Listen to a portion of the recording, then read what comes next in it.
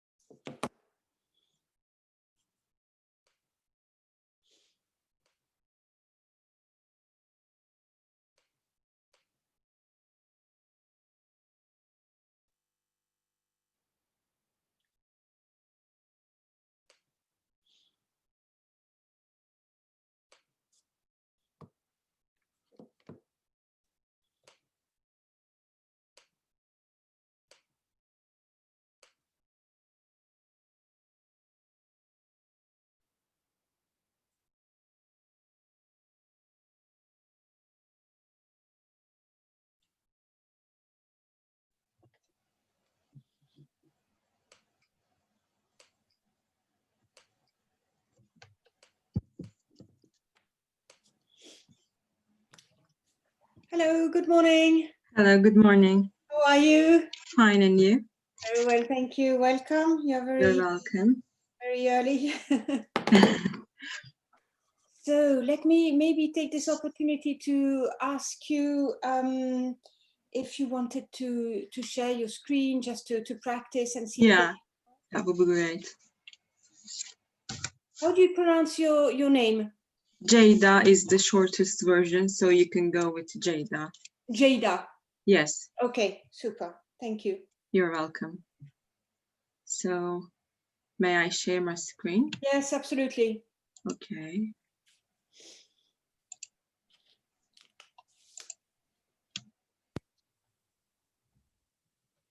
Yeah, perfect. It works.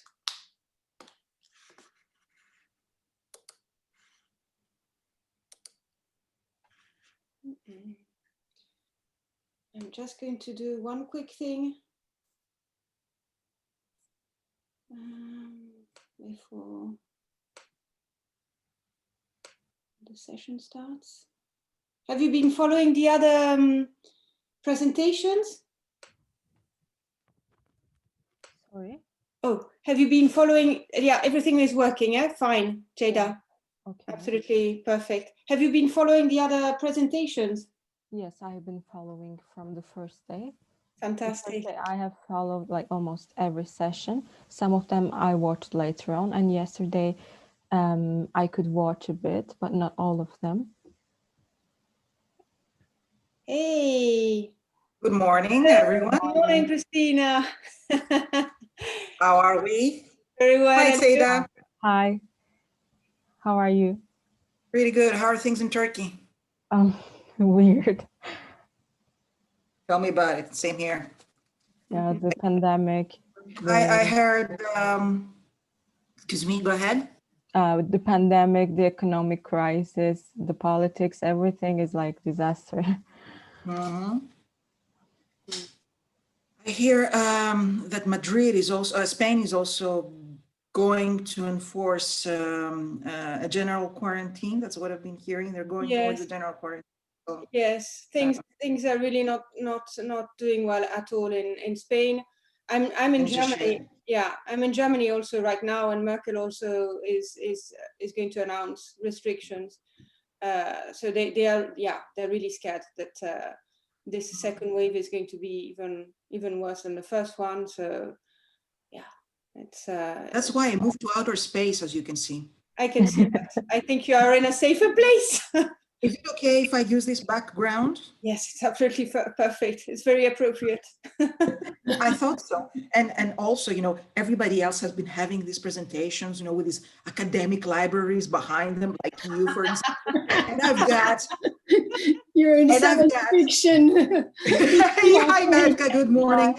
And I've got on my background childhood pictures that my nephews and my goddaughters drew for me. So it's like the level of intellectual conversation drops down to about the age of 3 if I keep my own background. No worries. And there are lots of children's things also. So I'm trying to upload my files. I mean, let me see. Yes, if you want to try and share your screen, Metka. Yeah. Screen opens. Yeah, because I mean, I have the webcam, but today it looks like I can join without the webcam. And now it just, I don't know, it doesn't let me go anywhere. Zoom, allow the apps to record the contents. Okay, I was afraid that this would happen. Okay. Will not be able to record the contents of your screen until it quit. Okay. Leave meeting. Cancel. It's crazy. I have my PowerPoint. Try sharing your entire screen with your PowerPoint on. Maybe that will be easier. Well, I'm just trying to go. When I go into share screen, yes, it's giving me like basic Dropbox, Microsoft OneDrive, Google Drive, Box, and doesn't give me my laptop. Try to upload your presentation on your Dropbox and open it from Dropbox. Well, I did it on the Google Drive, but it's open. But let me see, maybe it won't work. Yeah, just try and we'll tell you if it works. Yeah, connect. And then we can all try our presentations to see, Yeah, and then like that, or gosh, I mean, Metka, the worst case scenario, Metka, you can send me your PowerPoint via email, and I will open it and share it on the screen. We can try that. If you can't show it from your computer. Yeah, that sounds like a good idea. while I'm trying to sign in. Oh gosh, I mean, accounts, Zoom, Google is requesting yes, authorize. Okay. Okay, yes, yes, yes. I mean, I'm authorizing everything. Thank you for being patient with me. Connect to do. Hey, no problem. Okay, well, I think I'm getting there, but all right. Oh gosh. Google Drive files. Name. It doesn't show the one. Oh gosh. Everybody okay other than that? Have you saved it at a format perhaps that's like the latest or something? It's not recognizing it.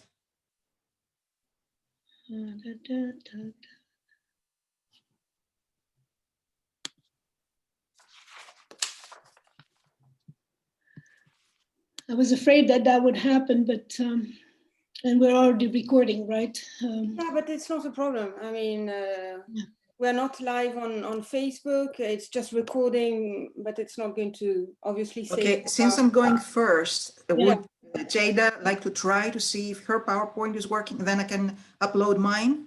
I Jada tried has done already. Go ahead, yeah. Mhm. Give it a shot. You look so good, Christina. Oh, thank you. UFO in outer space. So, Christina, you can go ahead. You can try because Jada has already tried. Yes, I Oh, did. okay, great. So let me do my share. Hola. Morning. Hola. Are you seeing it? Yes. We're seeing yours, yeah. Okay, I'm going to put it on slideshow mode.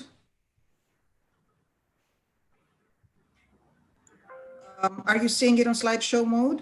Yes. Yes. Excellent. Okay. And this is moving. Wonderful, Christina. Lovely. Hello, José Manuel. Buenos días. Buenos días. ¿Qué tal estás? I need to get exit full Muy screen. bien, gracias. ¿Y usted? Buenos días a todos. Hola, Antonella. Good morning, José Manuel. Good morning. Danur. How do you pronounce your first name? Actually, it's Jada, but the shortest and easiest version would be Jada. Jada. Yeah, like the Jedi Knights. You know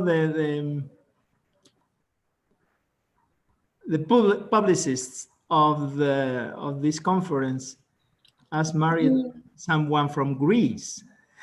Oh, really? She's there, and her first son name is Leonidas. Leo. Aha. This is Sparta. Julia Aldama is her name. Julia, come here. Just a second. Sure. You see, Christina Doku is from Greece. Γεια σας. Γεια σας, τι κάνετε? Πολύ καλά εσύ. Μια χαρά, καλημέρα. Καλημέρα σας. Με τον κορονοϊό. Λίγο περίεργο τώρα. Αλλά εδώ είμαστε. Καλή δύναμη. Ναι, ευχαριστούμε. Να είστε καλά. Επίσης. So this is truly a multicultural global event. Extend the national boundaries and moving on to outer space. Excellent. It probably could be that there is another one, Saule Altibayeva, from Kazakhstan. She would be probably, possibly, more than probably, joining us at the end of the session because she wouldn't be able. Oh, I remember. She was the one that wasn't able to connect the previous. Not session, Saul, right? yes, not Saul, but okay. Saule. Saul is from Italy. Saule is from Kazakhstan. Did you receive any news from her, Antonella? No, I haven't received any news since the other since yesterday. She said that she was going to try and connect this morning, but I haven't heard from her since. I sent you by email her. Yes, I received that. Okay, and so we'll just have to hope that she can manage. We'll keep on giving her the chance to reconnect. I think she has very poor internet connection. And we're just only now waiting for Metka. Yeah, we got about 5 minutes. Yeah, we're just good. A couple of minutes for Metka to try and share her screen. She had a slight problem with sharing the screen and her presentation, Jose Manuel. So. Well, Metka doesn't need a screen. She's. I'm a screen myself, right? A woman for all. I sent it to you, and did you? Okay, so let me see if this works then, Metka. I will share my screen when Metka talks. Let me just try if this works. Try and see if it works. And then we can start on time, right? Shall I stop sharing so you can show yours? Yeah. Yes. Okay. Please, just for a moment. Thank you. Yeah, sure, no problem.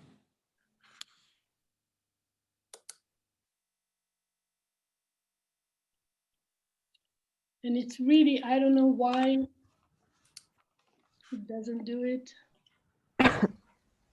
Can you see my screen or not yet? No. Not yet. Don't worry. These things happen to good people because they test our resolve to stay in the academia and teach despite everything. God has chosen you for a reason. No? No, it's not showing yet. So you know that you have 20 minutes and there will be. Okay. Okay. Yeah. Yes.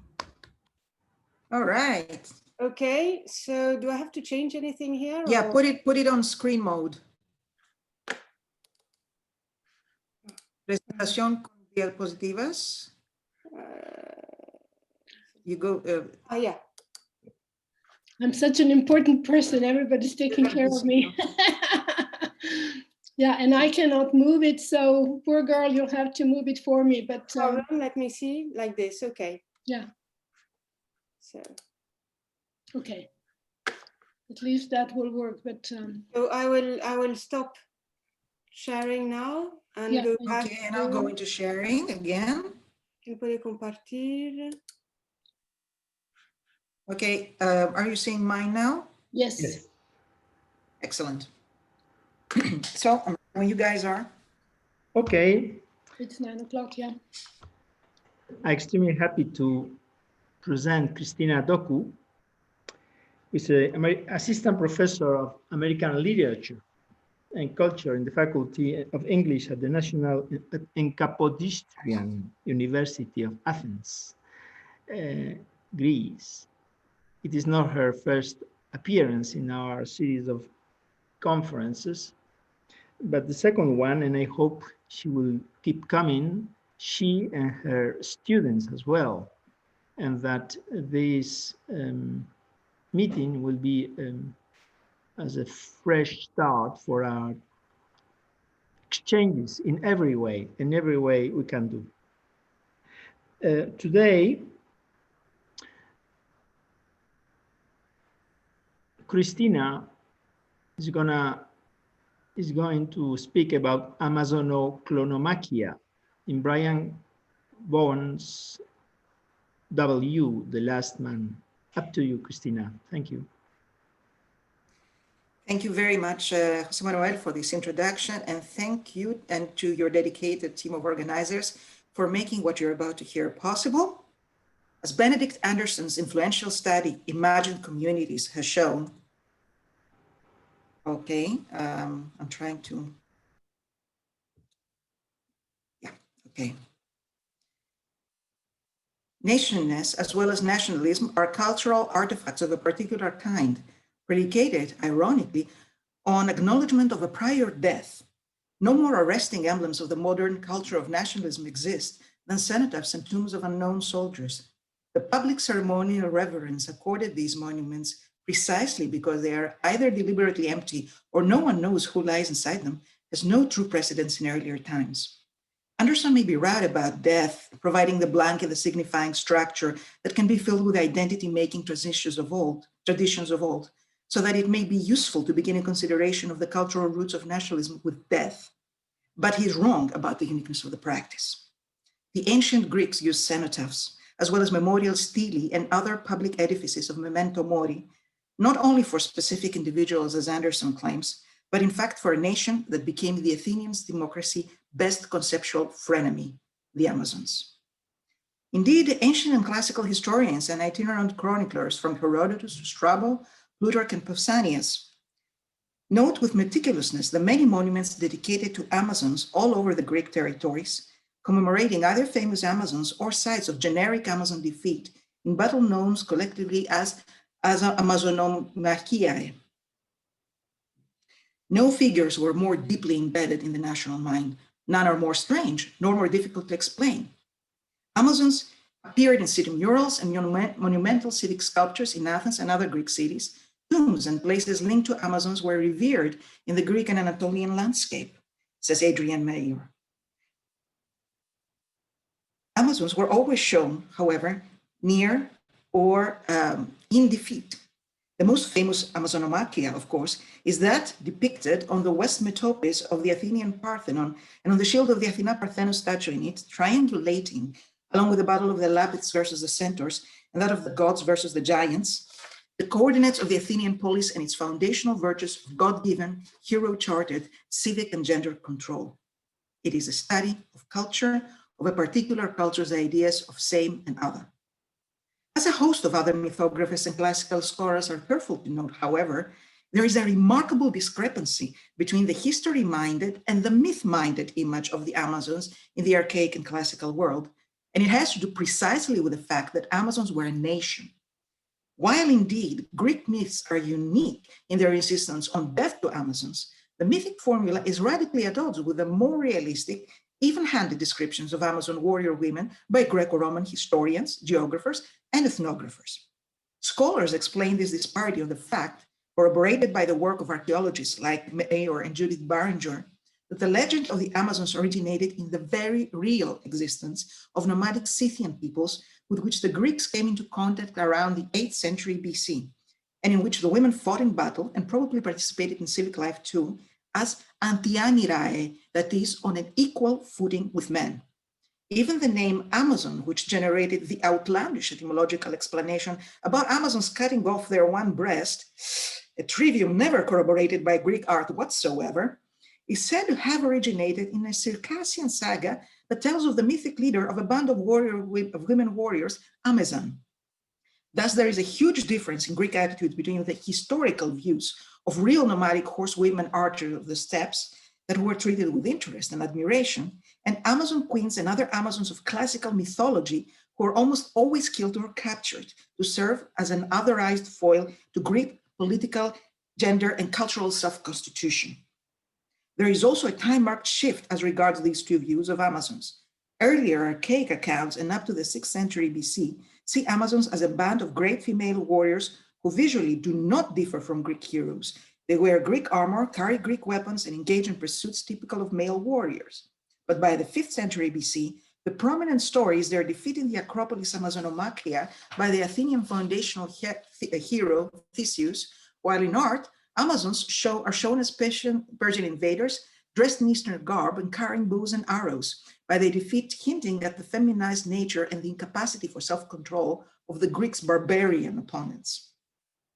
This contempt for race or gender against the Amazons picked up momentum with every subsequent until we arrive at the harsh, although not entirely unwarranted summation by Abby Kleinbaum that the Amazon is a dream that men created, an image of a superlative female that men constructed to flatter themselves, so that a man who has never envisioned harming a woman can freely indulge in fantasies of murdering an Amazon. This duality bequeathed to us from classical treatments of the Amazons in myth versus those in historiography informs a modern revisiting of the Amazons in science fiction, namely in the award-winning comic book series, Why the Last Man, that ran from 2002 to 2008 on a story by Brian K. Vaughan and art by Pia Guerra. What is different, however, is that in this post-apocalyptic tale, the two sequential strands of Amazon imagining are brought simultaneously together and pitted one against the other in an exploration of what constitutes a nation-building ontology out of literally the death of a nation, or rather the world as we know it. The end of the world as we know it comes on July 17, 2002, when a mysterious event kills off almost simultaneously every creature on the planet with a Y chromosome, that is every male of every mammal species down to the spermatozoa. As that takes out the majority of the planet's Fortune 500 CEOs, pilots, truck drivers, combat experienced soldiers, submarine personnel, political leaders, violent felons, and priests, planes fall from the sky, trains collide, bloody male corpses are rotting everywhere, and chaos ensues. The world without men is nothing like the separatist utopias dreamt of by second wave feminism, a fully autonomous society composed of communes, systems of barter and exchange, and communications networks that would allow women-identified women to live wholly outside the normative structures of American society. Women, dazed and terrified, starving and unhinged, with their societal frame of reference gone, turn against their own selves or one another. Without procreation and renewal of livestock, it's a matter of a few years until the world ends for all. The first issues visually gesture strongly towards the Greek idea of the cenotaph, with thousands of nameless bodies littering national monuments, literally littering, as out of necessity they are collected in dumpster trucks. The fact that the person in charge of collecting is a former supermodel drives home the idea that the cenotaph actually contains an entire culture, the death of patriarchal nationhood as we know it, and therefore leaves a conceptual space open for the thing that will replace it. Mysteriously though, two males remain as sole survivors of the gender side. A young man from Brooklyn named Yorick Brown and his pet capuchin monkey Ampersand. Yorick, the hope of humanity's survival, is by no means hero material. Named after Shakespeare's fool in Hamlet, he is an immature, nondescript specimen of an unemployable English major who makes pocket money as an amateur escape artist. In fact, the very first time we see him, he's hanging upside down, trying to get out of a straitjacket while talking long distance on the phone with his fiancée Beth, who is striking the Australian outback doing anthropology research. This establishes the second thing we learn about Yorick, that he's surrounded by formidable women. The gorgeous and adventurous Beth, his mother, who is a tough but upfront US Congress representative for the Democratic Party, and his sister Harrow, named after his experience with maiden, but actually having rather a hot hero temperament and survival skills. Soon, when it is established that Yorick is indeed the last surviving human male, two more special women become attached to him.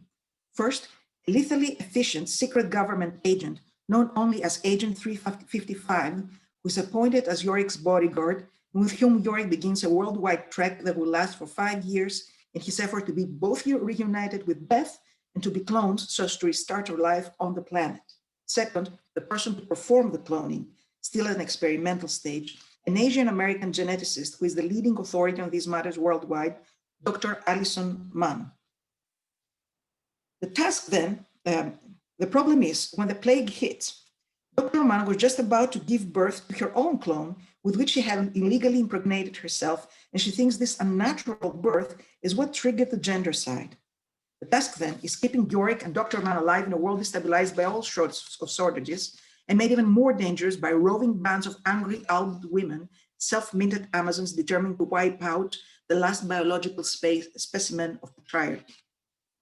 As can be inferred from the plot, Yorick's 5-year odyssey becomes a conflict drawn along two kinds of women.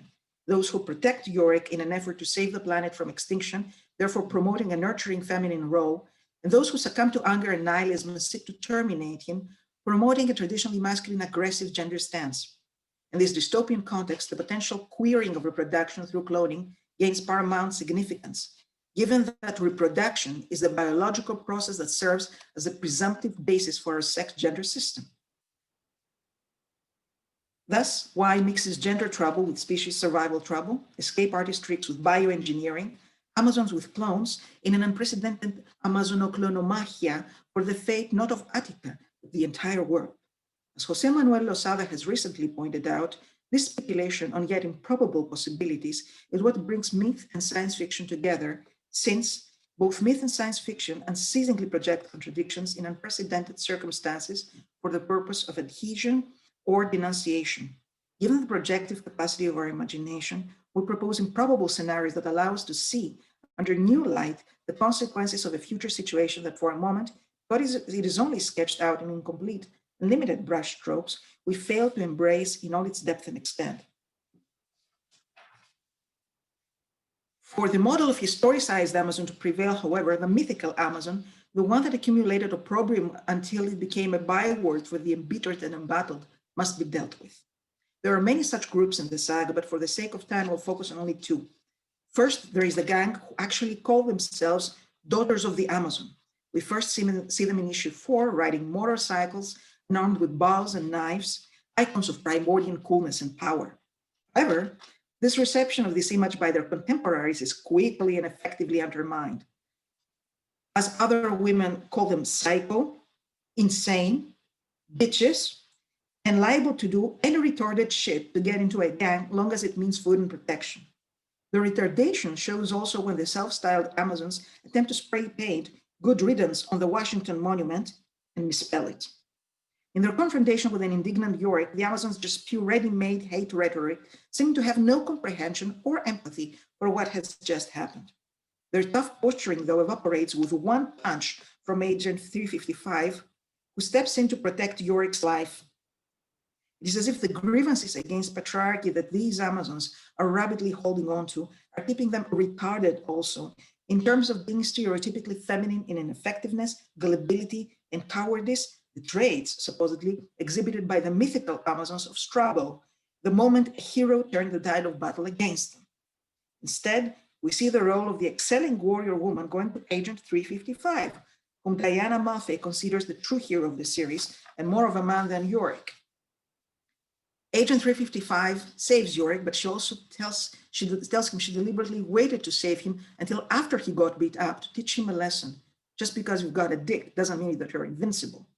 She is therefore not just a formidable protector, but also a nurturer, a superior teacher, and a romantic attraction, just like the noble Amazons of Herodotus, who teach Greek and Sarmatian men there are other, better ways to live and be with women.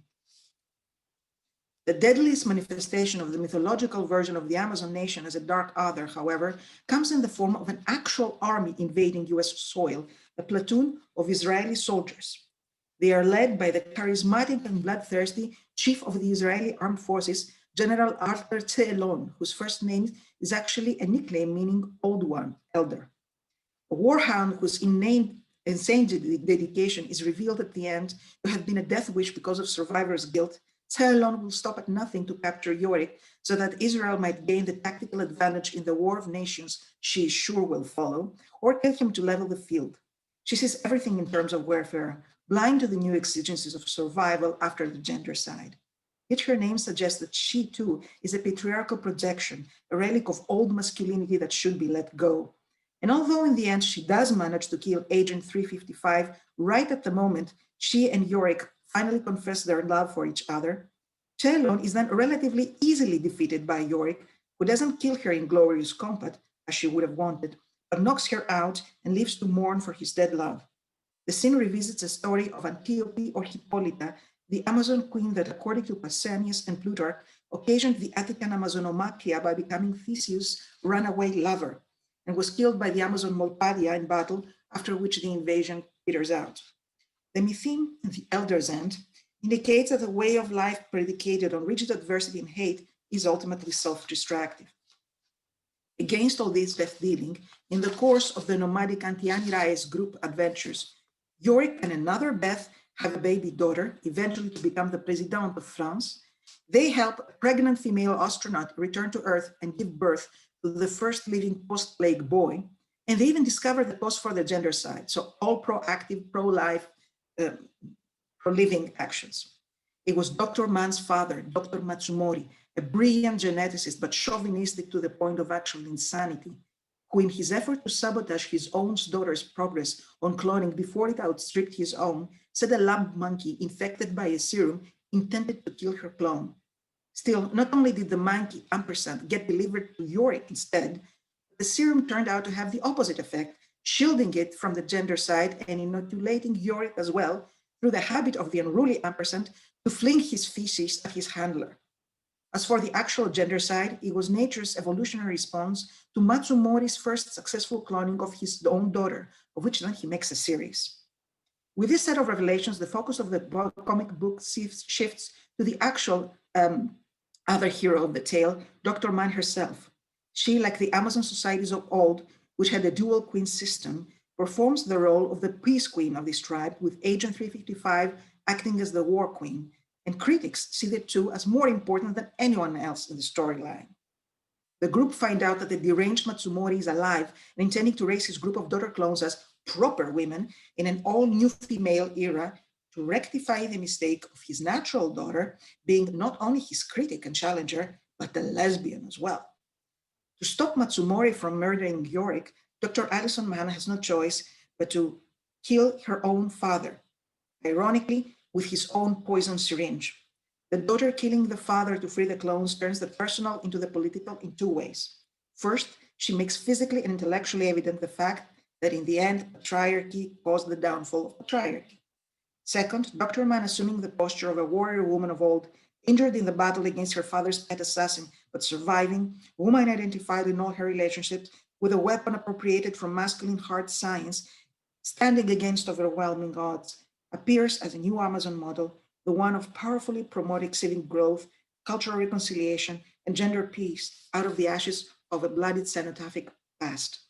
She, not Yorick, is the last man, as she not only provides the DNA for the first society of the new era, a group of Dr. Men, as Yorick nicknames them, but she is also the last to bear so much upon her the scars of the phallogocentrism that doomed, as it turns out, itself along with life on Earth as we knew it.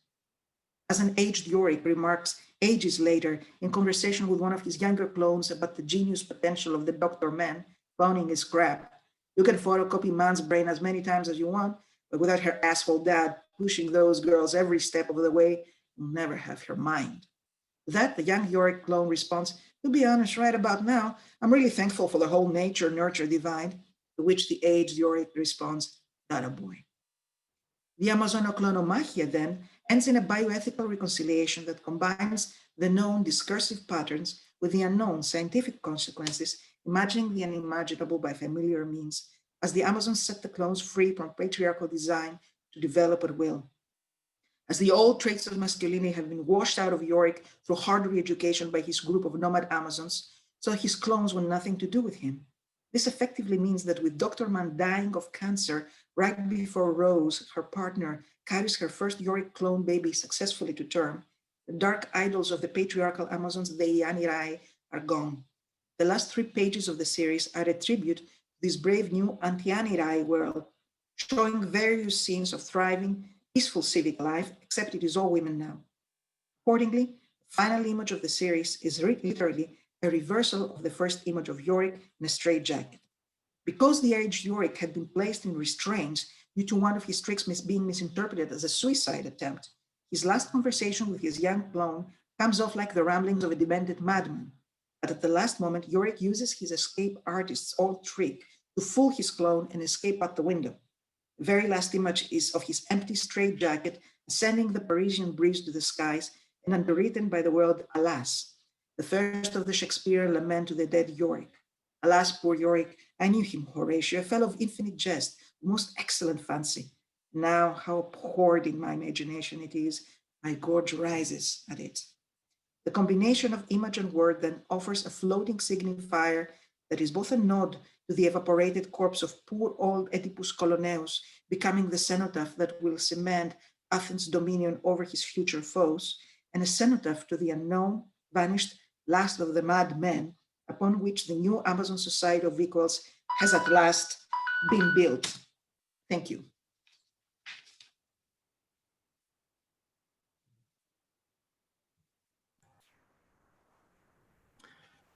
Thank you very much, dear Christina, for your wonderful talk about this very new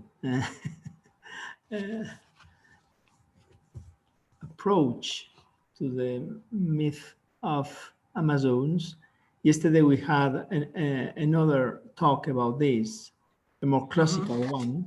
I don't know if you attended it, but anyway. Yes, I did. Oh, thank you. And we have wonderful done this evolution and adaptation of Pausanias and Herodotus legendarium. Thank you very much. I you. see that there are at least 6 people who have joined us during your talk. Some from, or even, from Greece and other ways, places, and even more from in Facebook. Okay.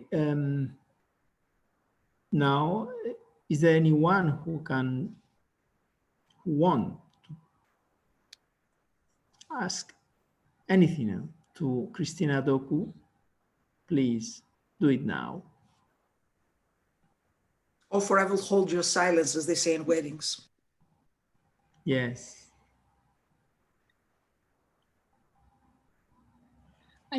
May I just comment that it was such a rich presentation that it takes some time to digest, but it goes back to what we were talking about yesterday, the brave new world. What is happening in this brave new world with this reinterpretations of all this mythical material? Indeed. Yeah. And of course, it ties it to issues of posthumanism, so the past becomes the future, in a sense. Yeah. Yes, your talk suggests that there is a dialectical tension between sexes, obviously. Do you think that there is an optimistic solution to this dialectic, not just out of a narrative, but out of myth? Thank you for, no, sorry, did you finish? Thank you for this question. It's a good question, actually. And I think it's at the heart of what Brian Vaughan was trying to do. And I think this was also acknowledged by his critics. This is a series that won 3 Eisner Awards, which are sort of like the Oscars of the comic book industry, was up for a Hugo, and is going to be turned into a TV series, which is premiering this year, 2020-21 on Hulu. So people consider these issues very, very topical. And I think it's precisely because of the word you use, because of this optimism. It says that even push comes to shove, even when you have an apocalypse and what I call a cenotaphic event, an event of death so massive, it becomes impossible to put a specific name and a specific face to it. There is a possibility that through a kind of education, a kind of tough education, tough love, that these Amazones antaianire, the Amazons who are equal to men, they're going to step up, right? And not only recreate men, but create, in fact, a better kind of men who are equal to women, to put it this way. So also it shows in the end, and I cut that out for brevity's sake, that the group of the genius clones of Dr. Mann actually becomes sort of like a brain trust, a brain fund that begins to solve all the problems caused by the gender side. Like, they solve the livestock crisis and they begin to fix the world. So even if not everything is fixable and the world is not going to be exactly the same as before, it will survive, and perhaps in some respects it will be a better place. But that brings us into a post-human condition.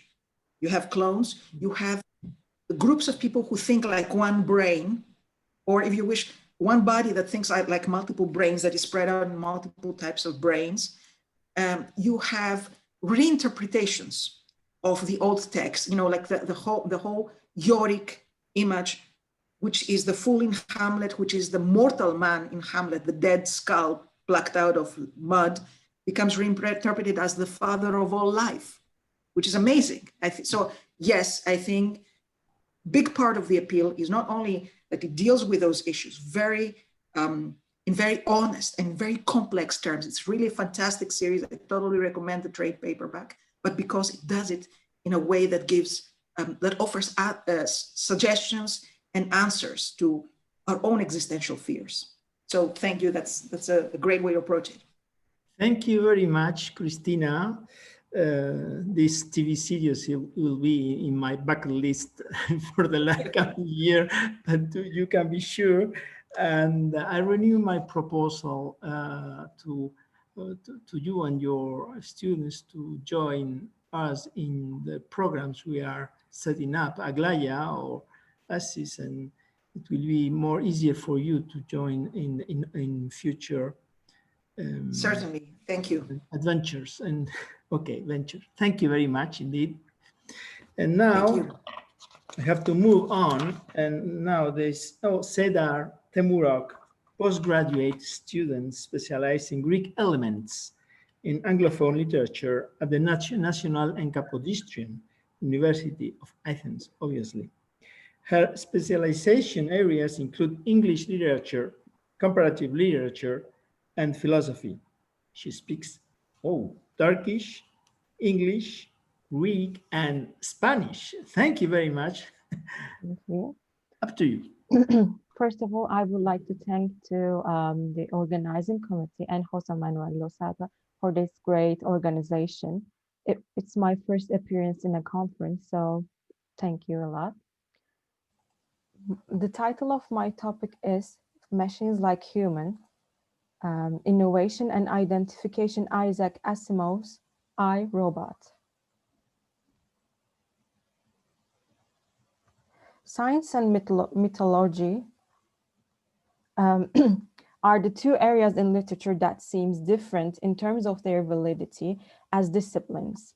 Mythology includes the ancient thoughts of creation, world order, lifestyles, cultures, and variety of beliefs that are usually speculative and unprovable, as mythical sources are collected as consequence of storytelling and didactic speeches.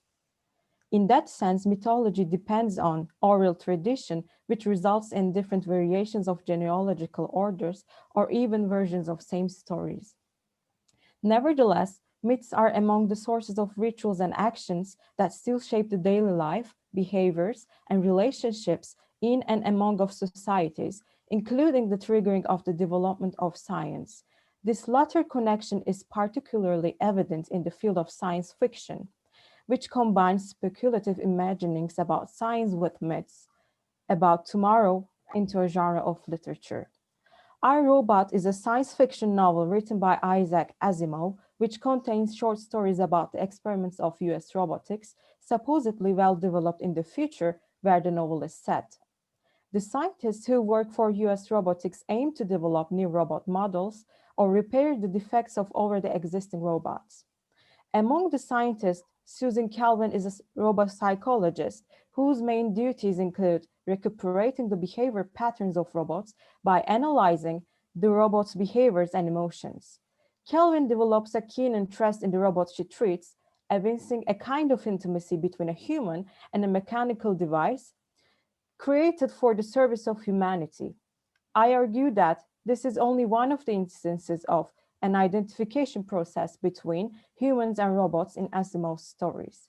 Thus, the novel depicts the possibility of a new order in postmodern life, which robots appear as social beings.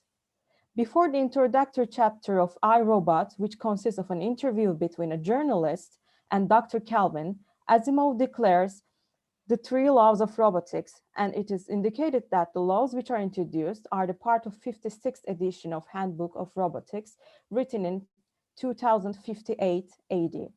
These laws are one of the main issues between humans and robots. Having been created to protect humans from the possible dangers and robots may cause, the laws are paradoxical and problematic in their structure.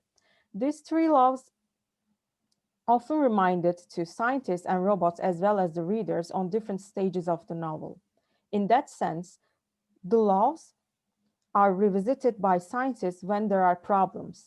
Their purpose of consulting the laws are either an aim to protect themselves or a need to learn about the reason behind some of the technical issues. In fact, however, the laws themselves are the cause of several issues throughout the novel, as they are discovered to contain inconsistent reasoning. So the three laws of robotics are: first, a robot may not injure a human being or through inaction allow a human being to come to harm. Second, A robot must obey the orders given it by human beings, except where such orders would conflict with the first law. Third, a robot must protect its own existence as long as such protection does not conflict with the first or second law. To begin with, it is evident that the laws are made to establish a hierarchical order. The laws aim to prevent the establishment of physical authority of the stronger, faster robots over humankind, and protect the superiority of scientists at all costs in defiance of the robot's life or rights. In Gwyneth Johnson's words, Asimovian three laws are unbreakable code of ethics for positronic robots.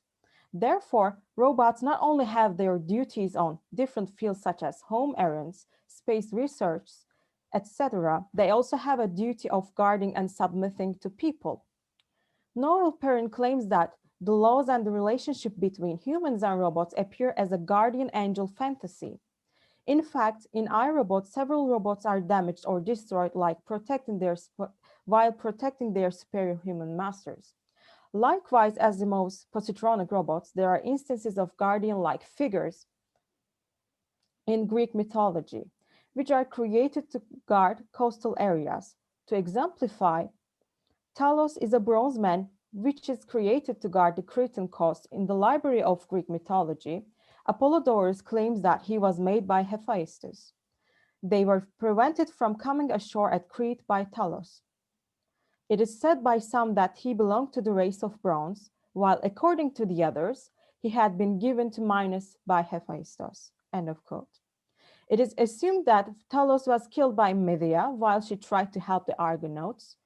Similarly, in Irobot, several robots are damaged and left out of function while performing their duties to protect superior creatures. Therefore, the novel proposes an alternative civilization that is constituted among scientists, humans, and robots. In this world, robots are used to replace human labor, and robots simply remain as tools. According to Sigmund Freud, achievements for the protection of human beings are designated by the notion of civilization. And he claims the use of tools as civilized activities. The first civilized activities were the use of tools, the taming of fire, and the building of dwellings. End of quote. However, Asimov provides examples that show the bonds between humans and robots are deeper and hard to break. Indeed, the rules appear to be declared for the prevention of such an intimacy and for the sake of alienating the robots. In its introduction, the novel starts to evolve around such stories that one questions the similarities between robots and humans, as there were little distinctions between the Olympians and the humans in their behavioral pattern. Both in humans and robots, the influence of archetypes can be found. In that sense, it is almost impossible to identify each other as different entities which may inherit the same psychopathology. Asimov's first story starts with Gloria's friendship with a robot named Robbie. She's a little girl whose father supports scientific developments, such as her robot friend, while her mother worries about the outcomes of such an extraterrestrial bond. Gloria and Robbie spend most of their time together. They play in the garden, and Robbie enjoys listening to the story of Cinderella from Gloria. On the other hand, Mrs. Weston finds their relationship disconcerting, and she does not hesitate to take further steps to break this friendship between her daughter and the machine, as she calls Robbie. Mrs. Weston opposes George Weston's thoughts of keeping Robbie at their house, as she says, "I won't have my daughter entrusted to a machine, and I don't care how clever it is. It has no soul, and no one knows what it may be thinking. A child just isn't made to be guarded by a thing of metal." End of quote. In Mrs. Weston's perspective, Robbie is just an inanimate commodity. Comparatively, people's perception of robots varies in the following short stories. There are people who support Mrs. Weston's definition, while there are also people thinking like her daughter, Gloria. According to Gloria, there is almost no distinctions between herself and her friend Robbie. When her mother sends her robot friend away, Gloria expresses her anger as such. "He was not no machine," screamed Gloria, fiercely and ungrammatically. "He was a person just like you and me, and he was my friend. I want him back." End of quote. Identifying Gloria's proximity with the robot to owning a pet, Mrs. Weston adopts a dog to replace Gloria's interest for Robbie, and she defends her idea by saying, all we need to do is substitute other interests. End of quote. However, Gloria refuses to have a dog, and she longs for the company of her robot friend. Substitution is one of the ways in which superego establishes a defense against an unwelcomed emotion or a behavior. According to psychoanalyst Sigmund Freud, the substitution works in children to displace ambivalent emotions. In young children, for instance, ambivalent emotional attitudes to those who are nearest to them exist side by side for a long time, without either of them interfering with the expression of the other and contrary one.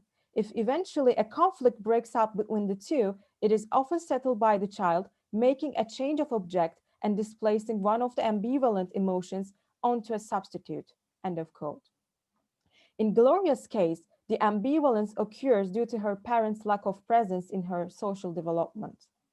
Although Mrs. Weston introduces other objects to change Gloria's behaviors, she cannot succeed as the actual source of Gloria's personification lays in their deficit in parenting. Therefore, Mrs. Weston's aim to develop a defense mechanism in Gloria is her own defense mechanism as a parent lacking communication skills, trying to amend her deficiency by introducing means to make her daughter a social being. However, it is not only children that preferably partake in friendship with robots.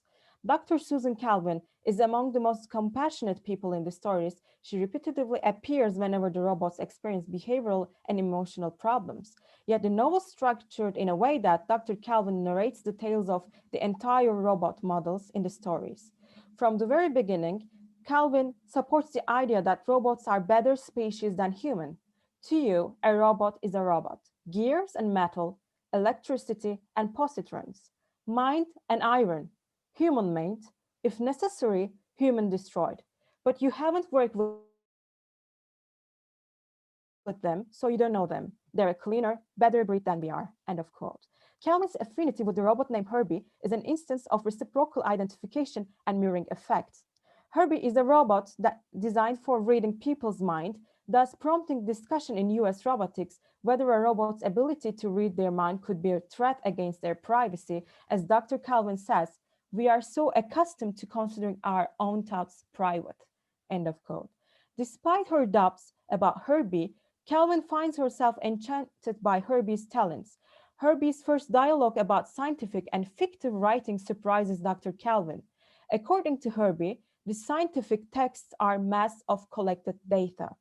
While he is interested in other kinds of texts, as the robot claims, it is your fiction that interests me, your studies of the interplay of human motives and emotions. End of quote. To put it differently, Herbie is curious about the human psychology as much as Dr. Calvin is curious about a robot psychology. Herbie refrains from damaging human psyche like a psychologist who behaves attentively to avoid further complications in his or her patients, even if this action eventually creates more confusion. Herbie misinterprets Milton Ashe's feelings for Dr. Calvin and tells her that Ashe is in love with Calvin. Basically, the robot lies the robot psychologist so as not to break the first law and harm her feelings. Following this recognition, Calvin realizes that Herbie avoids harming people psychologically. As she questions, but what about hurt feelings? What about deflation of one's ego? What about blasting of one's hopes? Is that injury? End of quote. Yet in a discussion with other scientists, Calvin adds, this robot reads minds. Do you suppose it doesn't know everything about mental injury? Do you suppose that if asked the question, it wouldn't give exactly that answer that one wants to hear? Wouldn't any other answer hurt us? And wouldn't Herbie know that?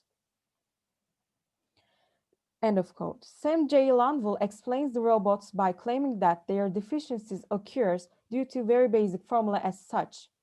The robot starts to act peculiarly because it is physically or psychologically stuck, and the human protagonist uses the laws of robotics to get it unstuck again. End of quote. Herbie's case makes it hard to identify as a distortion caused by the laws as other cases usually result in experiments or robots harming themselves physically, while Herbie's action lead into psychological harm, which is harder to the observer. It becomes a mirroring cycle of humans' lying patterns, and Herbie's lies becomes the fact that human beings may fall into the trap of their emotional self when they cannot cope up with the facts that are painful, and human mind can create lies in itself to sustain his or her mental stamina. Therefore, Herbert's readings of human mind depict the strategies of defense mechanism, most specifically how denial works. In the case of Susan Calvin, it is harsh to face how she is persuaded to fool herself. Her behaviors during the self-deception process are among the painful instances of defense mechanism which are related to the process of denial. Most of the stories in Irobot are the variations of identification with the robots in different level. Some instances make a clear distinction between humans and robots, while in some cases like Calvin's encounter with Herbie, the distinction between human psyche and a robot psyche is equivocal. The stories show that the scientists tend to find similarities with the machines they create to cooperate with them. However, it is not always feasible to team up with robots. In some cases, robots develop counter-arguments against human reason, which is conditioned to manipulate robots in work fields. In the hierarchy of scientific research, scientists fail to manage problems due to inaccurate analogies they make during a catastrophe. Thus, the analogies become an instinct for scientists, and even they make analogies between myths and science when they name their creations. To begin with, some robots refuse to comply neither with robotic laws nor with the cordial manners of scientists. Cutie is one of the robots that repudiates human superiority on various occasions. It refuses the hypothesis of robots' purpose, which Powell declares as such.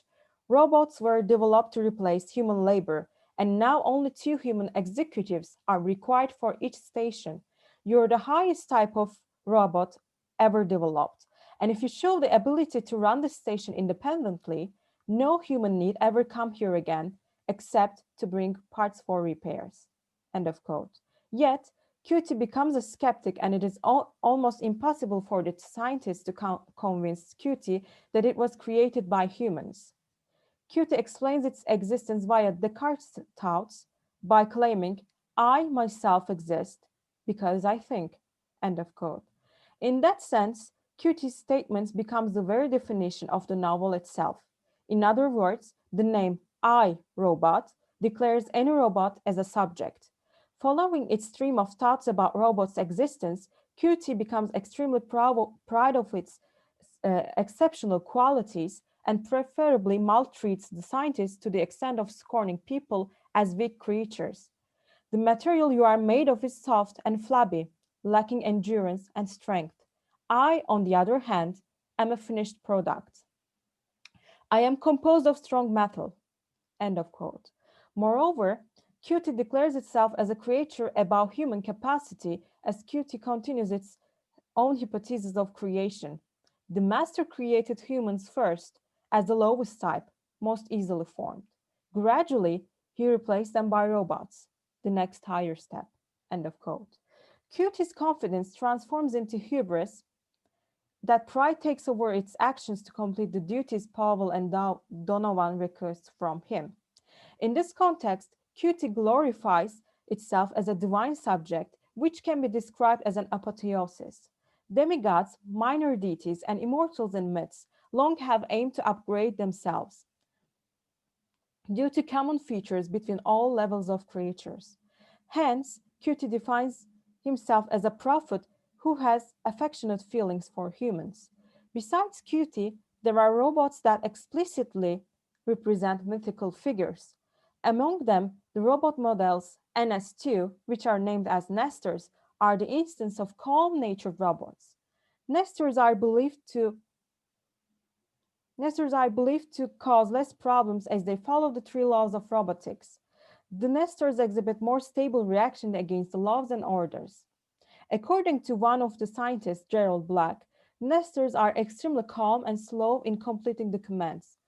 They are curious, they are calm, they don't worry. It's enough to drive you nuts at times. When you want something done in a tearing hurry, they seem to take their time. They tell you when you are wrong though, end of quote. Thus, the nature of nesters can be identified with the wise and old man figure in the Trojan War. However, Nestor's wisdom results in confusion for some of its models. According to one of the scientists, it is due to their intention to impress people, as he says. The robots are perhaps too willing to impress you with their greater knowledge. End of quote. Yet, for the models named Nestor 10, this feeling turns into a superiority complex. Nestor 10 had a superiority complex that was becoming more radical all the time. He liked to think that he and the other robots knew more than human beings.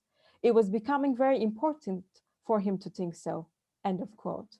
Thus, the novel encapsulates the dichotomy between superiority and inferiority by alluding to mythical figures.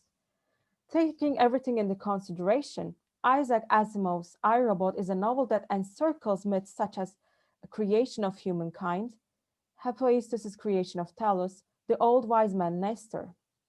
The short stories show how the modern civilization is expected to progress for the sake of improving the life conditions and individuals' deficiencies. To this extent, it is possible to make assumptions on myths, civilizations, science, and fiction. On the long run, myths have influenced people to invent tools and lead different fields of science to arise. The science gave birth to new myths by combining the former ones, and all of them constituted fiction.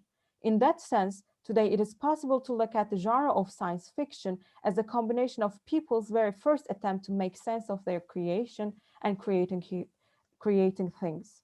In the case of iRobot, it is shown that this process involves identification with all sorts of mythical figures and mechanical productions. Thus, it becomes almost impossible to differ machines from human and human from machines. Likewise, the Olympian gods, which possessed futures of humans. Thanks for watching.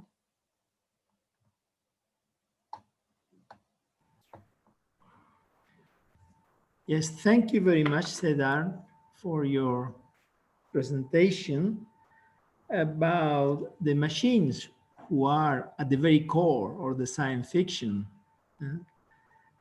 Thank you very much. In the way that obviously these machines are to some extent a projection of our own thinking. Yeah. You have shown us the two ways in which this science fiction goes on, the mechanization of humans, the humanization of machines. Yeah. Okay, and we can see this in iRobot and in other works by Asimov. I have been extremely happy at your quotation of Descartes, because it is the same Asimov uses in another novel, Foundation. Okay, thank you very much. Thank you. It has been illuminating for me. Thank you very much. Thank you. And now let's see if there are any questions for our kind public. Morning, Leon Barnett. Yes. I think we have two questions. One Yes, is please. from Mrs. Metka. Read it aloud, please. Okay. Read them aloud.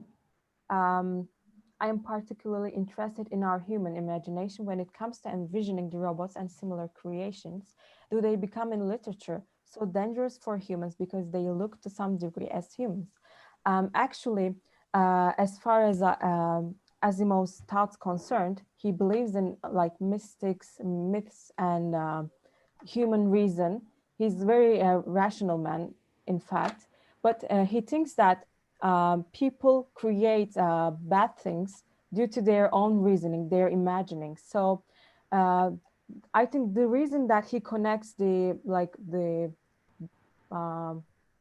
how can I say, unfortunate occasions in his novel is to say that, look, if you do construct such laws that are paradoxical, you will end up having problems in the end. So in a way, he warns to be careful when trying to construct things, and when trying to invent new stuffs, and when trying to make use of things, because otherwise we would be exploiting things, and it will be manipulation in the end. So if we do that in the level of manipulation and exploitation, it will end up dangerous for us. Yeah, I think that both questions with the one from Christina Doku are working together in a good way, I think. So Mrs. Christina's question is, could we say the stories of Talos and Irobot are an early deconstruction of the slave master narrative, showing that despite the propaganda that says the slave is subhuman or a thing, not only are the slaves more powerful and skillful beings, but is there one destined to substitute their human master if not contained? Actually, like when I was reading the novel and when I was reading this like kind of guardian angel fantasy, what reminded me of that Aristotle's the slave and master thought. So that's why I wanted to combine these opinions together. And in a way, like people and the scientists, the organization of US Robotics considers themselves as a superior organization, while in a way they want to reduce their skills, abilities, and they want to replace their labor with the robots. So it's like they're willingly doing it without being conscious of it. And in the end, their like superiority is also substituted by other creatures. Yeah. Okay, thank you very much to all of you. Bravo, Christina, and we wish you all the best for your doctorate. Thank you very much. Thank you. Now, it is again a pleasure. It's a great day today to present Professor Emerita, but she is not Emerita. She is always present and young among us. From the University of Alabama, Tuscaloosa, and now she's in Slovenia. She published a number of monographs like the mythology of Claude Simon and Alexis Sous, and directed a series of volumes of myths in contemporary literature. It is her fifth presentation in this series of conferences on myth criticism, and we are always happy to learn from her whatever she has to say about mythology. Thank you very much, Metka. Please go on. Very much, but now let me try to share my, if I can, share my PowerPoint. Maybe I'll have to ask. It's really creating some troubles. Let me see, connect. And maybe I'll be able to share it myself. Sorry. You could probably ask Antonella to. Oh, she has it. Yeah, she has it. I had it before. I got it already. Yes. We did that before. Yeah, and now, okay, okay, vendors. Yeah, hopefully it will open. If not, well, it's not giving me what I want, right? It says shared, but it doesn't. Okay. No, Antonella, could you please Yes, of course. Upload it? Yeah, present it? absolutely. Thank you so much.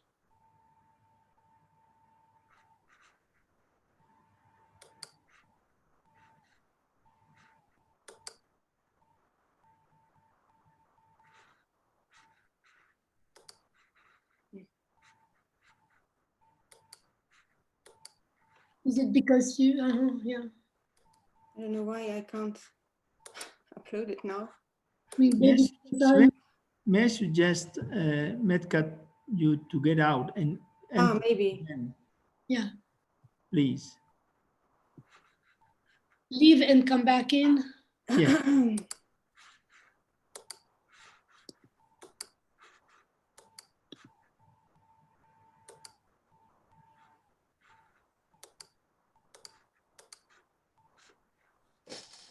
Can you see my screen?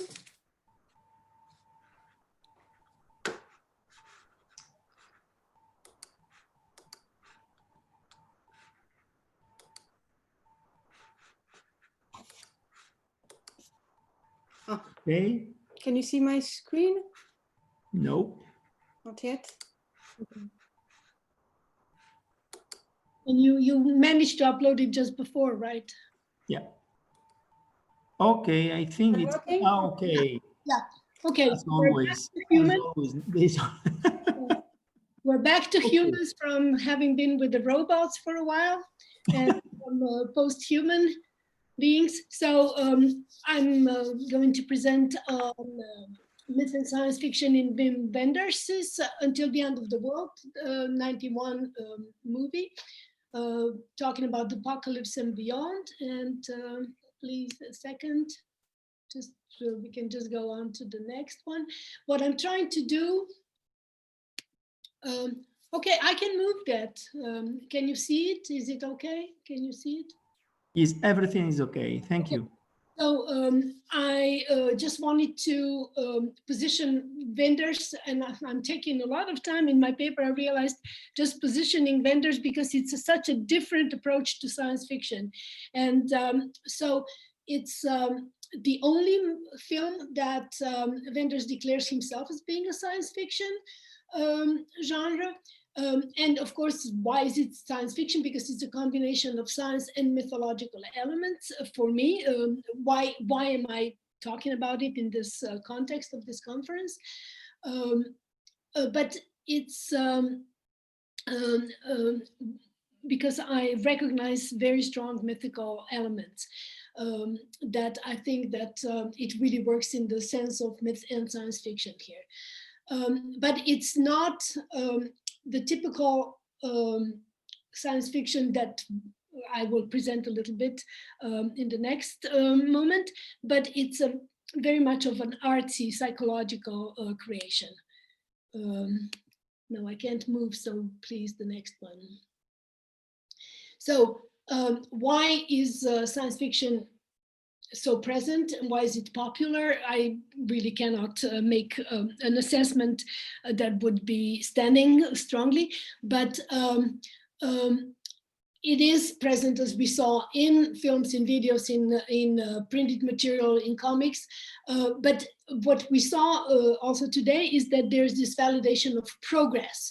And in the films that I've examined, there are two different approaches. One is attacks from the outer space, and then we'll get to another dimension exploring the outer spaces.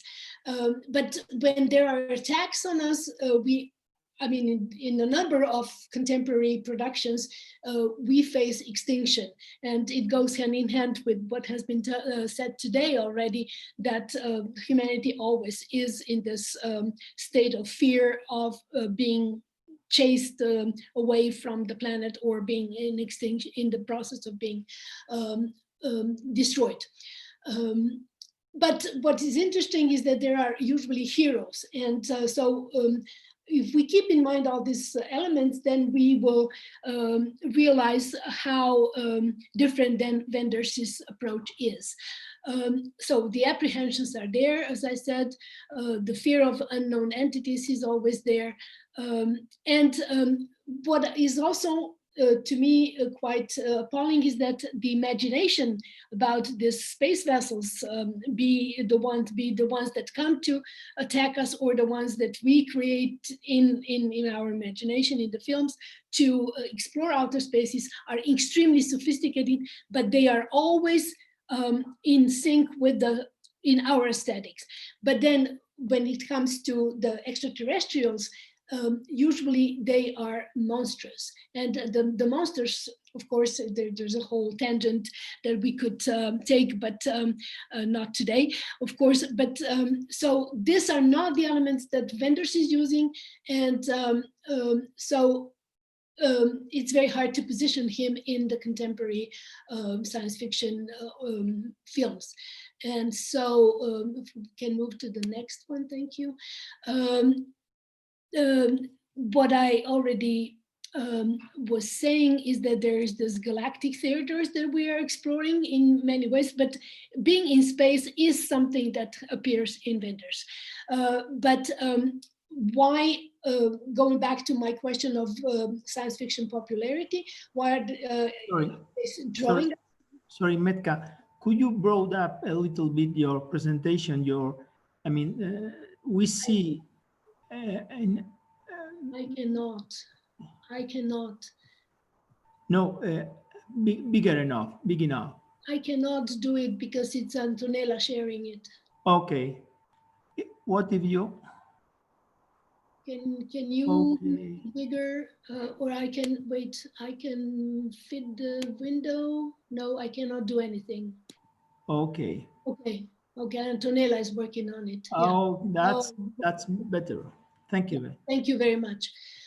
So the appeal of science fiction seems to come also from this high-tech developments where in tri-dimensional world or similar technical gimmicks, people are drawn, they feel like they're living within the film, and the rational mind and their censure is put on hold. And there's still this cathartic element. So I'm just giving all these elements that to some degree have been used by Wenders, but not all of them. And I'm giving an example, especially of one film that might be closer to Wenders. The next one, please.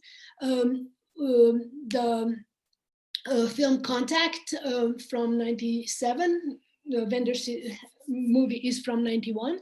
So Robert Zemeckis envisioned this hero, the heroine, the female lead, played by Jodie Foster.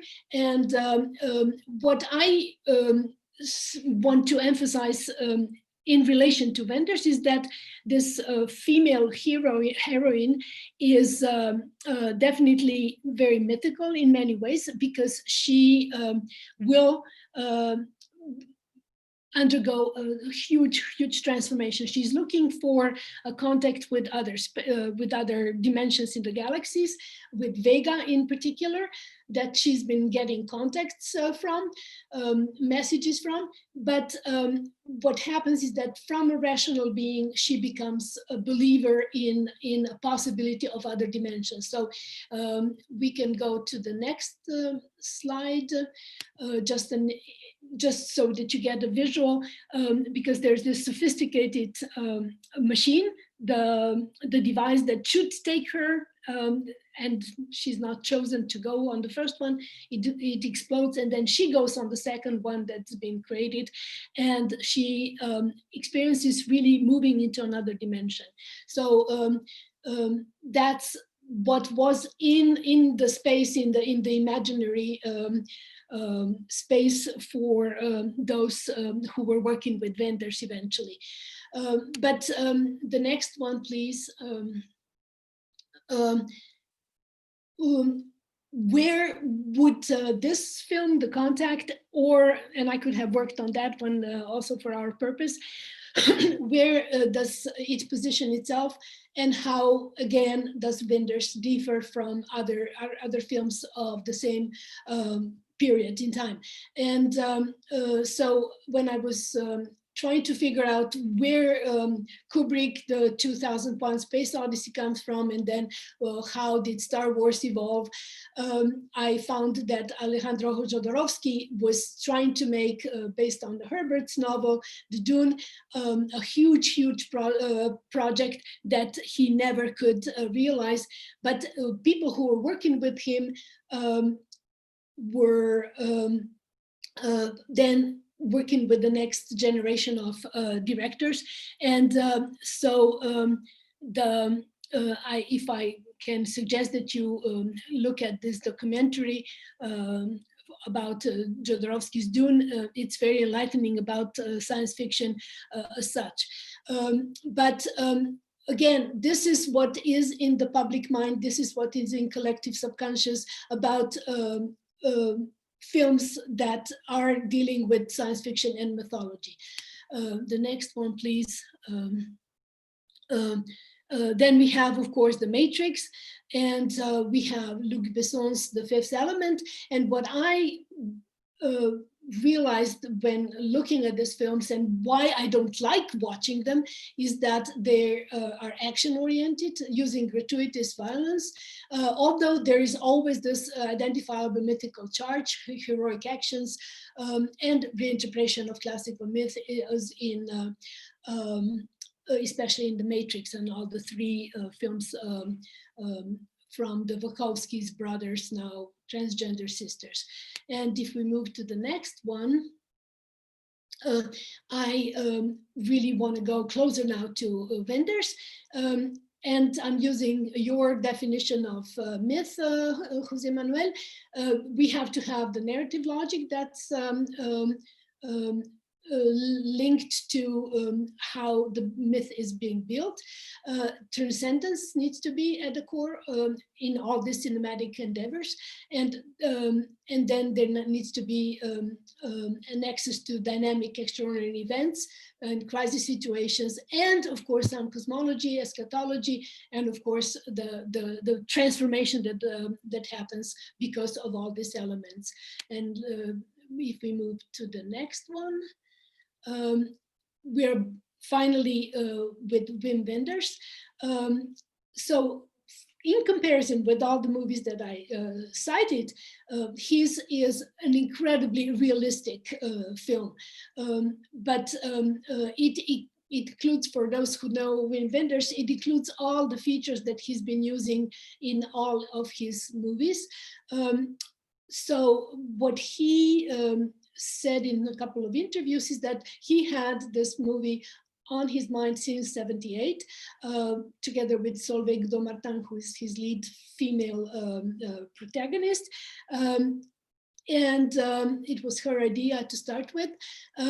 And so when he finally made the film in '91, he then regretted that he has set it so close to the time of the production in 2000, but it allowed him to create this millennial myth with a strong apocalyptic charge. Can we move on? So his intent, and it's really, really interesting that for a director who's using images, he claims that he first wants to make the blind people see, and to really make them think of our visual culture. And of course, in his movie, there are no aliens to blame for any human misfortunes, but he's using this dramatic situation, which is an Indian nuclear satellite shot down by the US government. So an example of worldwide apocalypse, a catastrophe meant to bring about new awareness about our place in the world. And I can go back to Christina's position of the positivity, how art can bring positive solutions, eventual solutions for our being together on this earth. And can we move on? So I'm using the term apocalypse in the sense that it can be used as a revelation. I'm going to the right side of my PowerPoint. The revelation concerns people's new understanding of their illusions and their conditioning. And it's offering solutions about how to survive. And of course, there must be this transcendental elements linked to the perception of apocalypse. And the next one, please.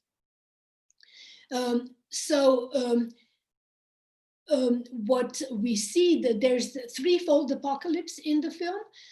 First, the nuclear satellite. Everything in the systems, in the electronic system is wiped out if they're not protected. Then there's this illness of images that will be shown as escalating in the second part of the movie. And then there's this problem that Wenders is very concerned about, the Aborigines in Australia. And I'm quoting him speaking in the book by Cook and Gemunden, that people who have been completely destroyed and stripped of their culture. So he's giving them a voice in his film. The next one, the movement of this characters, they're not just one hero, one heroine in the movie, but they move in the movie. They move from being drifters to healers, and they use images in the first place, and then they have to come to words. And so we have Claire, played by Solveig de Martin, Sam Farber, William Hurt, and Eugene Fitzpatrick, played by Sam Neill. And they form a really, really dynamic triangle. And this triangle is really conditioned by mythical schemes, or we could talk about archetypes. And the whole mythical dimension, the schemes or the elements, as we talk about them from Durand and Jung and other sources that we are very fond of, there are this material things in the film, sort of the attitude that Wenders is using, like mise en abîme procedures, countless mirroring situations, story within a story, film in a film, and those are also creating this mythical environment. And what I need to emphasize is that I saw the film in the 90s and it never struck me, and then I saw it a couple of times in preparation for this paper. And it also only dawned on to me that there is a narrator. And Eugene is the one who is in the film, and he's also writing a novel. So story in the story, film in the film, novel in the film. And he is then becoming one of the Orpheuses or Hermes in this mythical construction. Can we have the next one, please? So what happens in the middle of the film is that Claire and Sam are, everybody's following everybody. So Claire is first a drifter, and then she meets Sam. He's running throughout the world, and as they travel together, Sam is Sam is trying to collect material for his blind mother with a special device, and he's chased by bounty hunters, by FBI, by a number of people. And Eugene is following them because he had been in love with Claire, and he's observing the situation and creating already his novel in a way. So when the wipe up happens, they are Sam and Claire are in the airplane that doesn't work anymore, and they're just sliding, and that's when Claire declares, and it's in the middle of the movie, it's the end of the world. Can we move to the next one? As I already mentioned, this is the road movie really turning into a psychological drama. Where are they all directed? Why are they on the road? Why are they traveling? The only place, sort of a utopian place that is still functioning, is this laboratory in Australian outback that has been created by Henry, Sam's father. And his first goal was to create machines that will allow his wife to see, because she's been blind since age 5. Those are Jews that fled Germany. And The Holocaust is inscribed in the story, and Henry becomes completely obsessed with this project, and so is his son Sam. So we have already approached this issue. Can we move to the next one? So from the announcement of the film, we see from the trailer that the story is really set at the end of the world, and at the edge of the world, which is really completely far away, and in the 90s it was even more prevalent, and then the eve of the new millennium. And once this process has been achieved, the transferring of the dreams, the mother, played by Jeanne Moreau, can't take it anymore, she dies. Henry continues exploring the possibilities of transferring the dreams now. And so with the devices, all these protagonists, Sam, Henry, and Claire, become completely stuck in their dream world and are completely separate. And I think this is one of the images that demonstrates this separation in the wilderness. And the next one, please. On the left side, you have the images that Claire wants to discern, that wants to decode from her dreams, and we have the Aborigine. We see Sam completely depressed and despondent, and his brother, his Aboriginal brother, promises that he would help him get out of this addiction, which also happens. But all the characters drift apart. Yeah, we can go to the next one. So the movie is built on images, and it's talking against images in defense of words. And so I'm quoting vendors. I see only one way to protect the images, to counteract the increasing prostitution of images, and that is through language. Language not only as dialogue, but language as something about the image. And that was said in 97, and we see today how much his prophecy was right. And so, of course, I was particularly attracted to this statement, because for me, having dealt with the Orphic myth for a long time, for words, for me, when you speak of words, there's always Orpheus. And then I started looking at the film from this perspective, and it gives me the possibility to explain the mythical interaction in the movie. So the writer talks in his novel, talks about Claire's addiction, and as she reads then the novel, she allows herself to overcome the addiction. So the Orpheus, Eurydice, Hermes triangle is the most prevalent picture of the representation of the Orphic connections, is in the film undergoing all these continuous permutations. And it would take another presentation to delve into those, but Sam is an Orpheus trying to get his mother out of her inner hell. His father is also an Orpheus, and they fail. And so the only successful is actually Eugene taking Eurydice out of her inner hell. And so if we go to the next one, we're getting close to my final comments. And so this is from my paper that I wrote during the first confinement. Henry's high-tech, self-absorbed and narcissistically ambitious research finally alienates the Aborigines.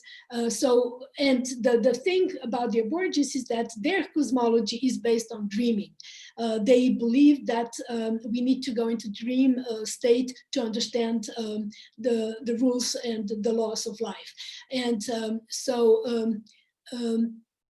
they cannot accept this high-tech transformations of reality any longer. I still believe very strongly that there is a positive message that Wenders is bringing to humanity with his film. I will just show you after this slide how the film ends with actually Claire really having transformed herself into somebody completely different. So she becomes an environmentally conscious astronaut. And so that's how I saw this connection with the film Contact.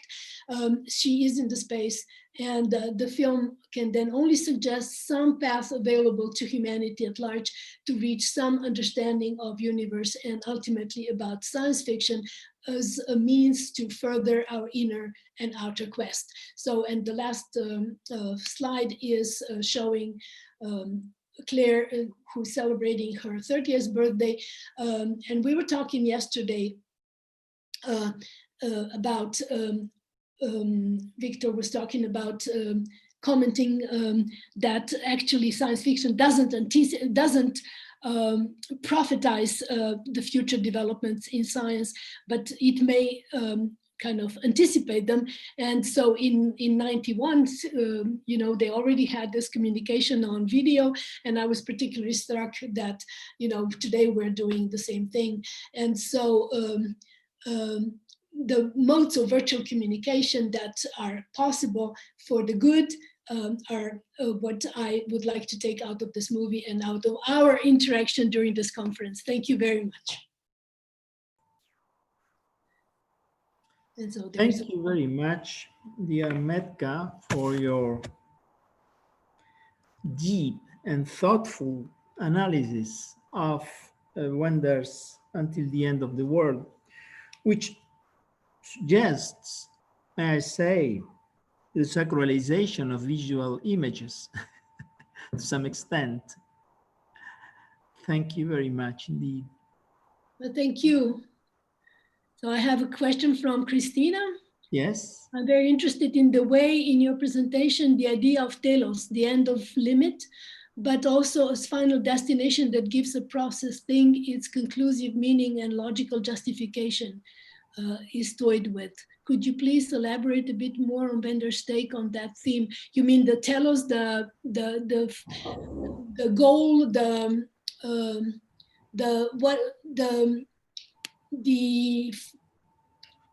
I think that, yeah, maybe Antonella, if you can, I don't know how to get out of this. It's still showing my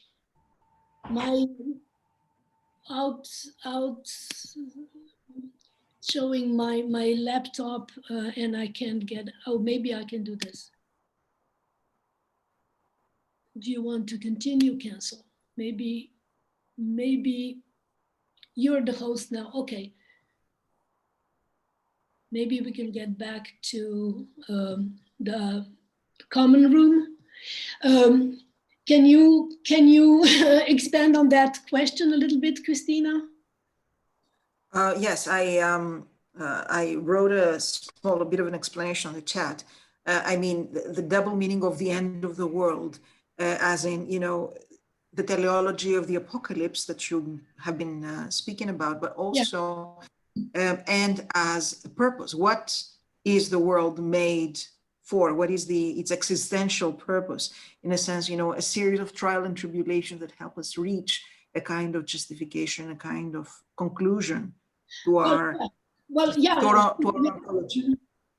Thank you very much. Yeah, I think that there's this, in the film, as I perceive it, like structurally, there's this movement toward the apocalypse, or the crux, the nuclear satellite being shut down. And so what happens out of it? So how do we get out of it? And so Wenders gives the chance to reestablish the connections.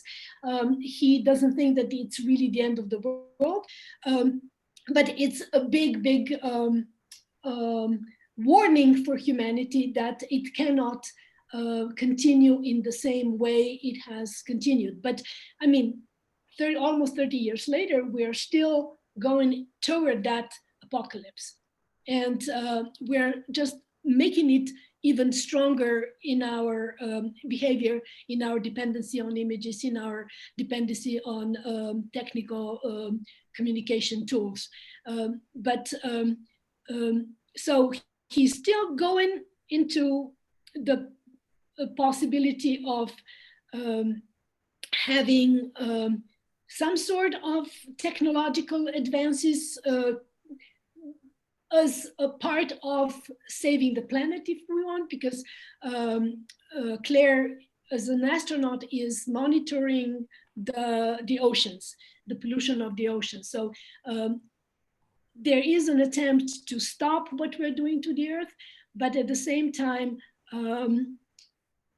as we see, like with the distance from when the film was made, we haven't really done what Bendis has hoped for, if that answers your question.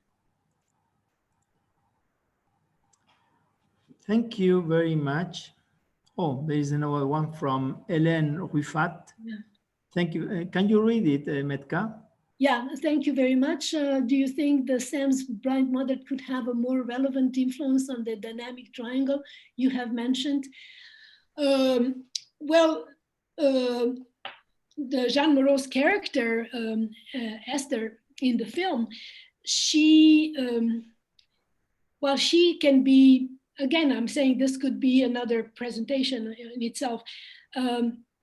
She is creating, there's a triangle between Henry, her husband, and her son, Sam. So there is this Orphic triangle, if you want. And it goes hand in hand with what Christina was suggesting, because Henry is the one actually bringing their relationship to a halt and creating this third dimension of the apocalypse, destroying the aborigines, using the aborigines for his narcissistic pursuits. But so how does a narcissist, Henry, push his wife to death, actually, because he's the one who wants her to see. But so it's the wound and the healer. It's all these dimensions. And then there's, of course, Freud, because Sam says in the film, I want to prove my father that I love him and that I'm worthy of his appreciation, because he's risking his life running through the world. He's risking his eyesight. So there's, Freud is there for sure. Oedipus is there for sure. And so there's so much to be examined in this film that, of course, we cannot do today. Thank you very much indeed. Thank you, Metka. You have nailed the timing so that we can give access to Saule Altivayeva, who was due to pronounce her talk on Tuesday, but he couldn't because of technical problems from Kazakhstan. Thank you very much. She's a member of Asteria and Doctor of Philology. She's the head researcher of the project Cultural Codes of Modern Kazakhstan, an associate professor, and she studies myth poetics, narrative, cultural, and she has broadly written about all of these literary myth and theory. Thank you very much for joining us. It's your turn. Please, Saule, whenever you want. Thank you. Hello, dear colleagues. Hello, Jose Manuel. Thank you very much for your attention. I want to demonstrate my presentation, my short presentation, and I do. Yes, I forgot your. Thank you. Your title is Modern Eschatological Myth. We come from apocalypse to eschatology. So modern eschatology myth, disaster modeling. Thank you. Okay. Thank you. The catastrophic reality of modern times is causing the emergence of ambiguous artistic narratives that synthesize myth, historical and cultural discourses and science fiction. When forming narrative, which of these paradigms is prevalent? What does become the background for the narrative? These provocative questions arise when studying Kazakh exploratory works. The non-linear but multidimensional structure of the narrative, mythical, historical, fantastic, mythical, and ordinary characters, the creation of meta text reflect the desire of Kazakh writers to preserve their identity, whilst also overcoming cultural barriers, getting access to universal meanings. The purpose of our report is to consider various narrative situations of modeling and coding the eschatological myth in close connection with national historical and cultural content, scientific meta-narrative, mainly statistics, and science fiction itself.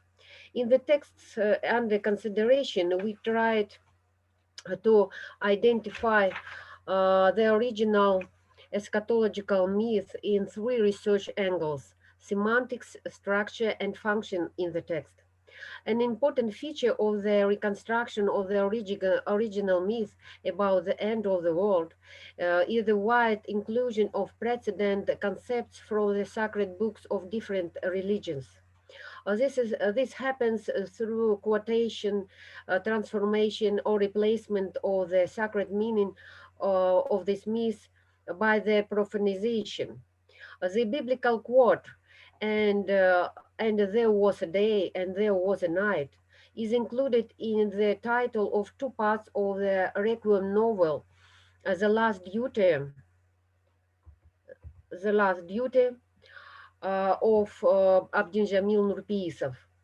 Before us is a picture of the gradual dying of the Aral Sea as a result of quasi-scientific experiments on changing the channel of rivers flowing to the sea, uh, diverting water for irrigation of rice fields. As a result, irreversible processes of degradation of flora and fauna of the entire region and engagement territories occur. The ecological catastrophe of the Aral Sea is at the center of the narrative of this book. All characters' storylines are attracted to the narrative core. It should be noted that the book contains an understanding of the ecological catastrophe as a global phenomenon, the roots of which are in the loss of moral and ethical coordinates by mankind, oblivion of the past through less pursuit of a short-term economic effect. Here, those scientists who don't think about the consequences of their violent experiments with nature are subjected to harsh criticism. The myth of the end of the world here becomes a prophetic warning of Abdijamil Nurpiisov, the patriarch of Kazakh literature. In the structure of this text, the author's mythonym Grey Bull performs the artistic function of a symbol allegory of the coming end of the world. This mythical image, together with other mythical images, for example, ichthyological, a symbolic allegorical narrative plan. The eschatological perspective is also confirmed in the novel by the consistent development of the motif of the abandoned land. The sea dying due to wrong government decision becomes the reason that people left the land of their fathers. The deserted salt marsh, the cocoa goose monster, sudden sunstorms that cover the sun become symbols of the impending end of the world.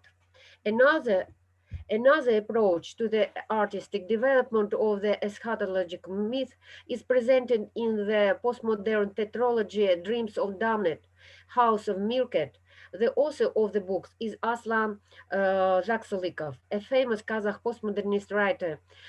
He's our colleague, Doctor of Philology, Professor of Kazakh National University, very talented writer and scientist. He's Sufi. Um, Here, science fiction plays the role of a primary narrative resource for the development of the doomsday myth. In the center of the story is the fate of several disabled children victims of nuclear test polygon at the Semipalatinsk. This is the specific socio-historical context of the novel. A small historical reference. The Semipalatinsk test nuclear polygon was the first Soviet test site for nuclear and thermonuclear weapons. It existed for 51 years. Over 400 underground and ground explosions were made. At the same time, the facts of high early mortality of local residents, the birth of many children with gene mutation were hushed up for a long time. And only 1991, the first after gaining sovereignty by the decree of President Nursultan Nazarbayev, this test polygon was closed. In the novel series Dreams of the Damned, specific social historical details, the closure of the test polygon, the removal of the nuclear weapons, the hasty departure of specialists, the description of abandoned steel and reinforced concrete buildings, railway tracks, underground mines, the complete desolation of the vast territory is conveyed through the perception of several forgotten children from genetic changes, and the only adult, the old Mugalim teacher. The detailed inventory of space and paraphernalia typical for postmodernism in this novel carries an additional burden of creating a visual detailed space of non-being. The time after the exodus of a sinister nuclear monster and allegory of the end of the world is static in the novel. The author introduced fantastic images of reduced semantics, mutant rats with high intelligence, or wild boars, half humans, half animals. The text introduces frightening, mystical images of wolves, dogs, tigers, jungle cats, foxes, who became the rulers of the steppe world. Through the unfolding of the picture of the expanding, uncontrollable natural house, an atmosphere of paralyzing animal fear in the hearts and minds of people. The classical myth about the end of the world is being transformed into the world of man-made house marked with recognizable regional, national, cultural, historical details. The sad story of the birth, life before and after the close of the test polygon of each hero, a child mutant, is built into the general narrative of the novel. Here, the characters in the monologues, their personal diaries, conversation with old teacher, and their rapid maturation create a significant meta-narrative plan. Despite the visible and physical features of these children, the involuntary victims of nuclear monster, the modern Minotaur, the novel reveals their inner purity, naivety, kindness to each other, love for their native land, native steppe. The situation of inexorable fate emphasizes the functional predestination of these images. Their otherness is also the fact that fate has chosen to create the present after a catastrophe. There is a clear, albeit transformed, allusion to the biblical universal flood and what happened after it. In the voluminous novel House of Mirket by Alan Zakselikov, the well-known situation of destruction of the world after a global nuclear catastrophe is modeled. Here, the eschatological myth is realized in the specific of a science fiction scenario of the consequences of the outbreak of nuclear war. The everyday life and biography of man Mirket, like all other inhabitants of the megapolis, reveals the concept of the end of the familiar world, the world of eternal values, love, beauty, kindness. The end of the usual world world order becomes a sign of the appearance of world of emptiness, emptiness and total loneliness, frozen time and space.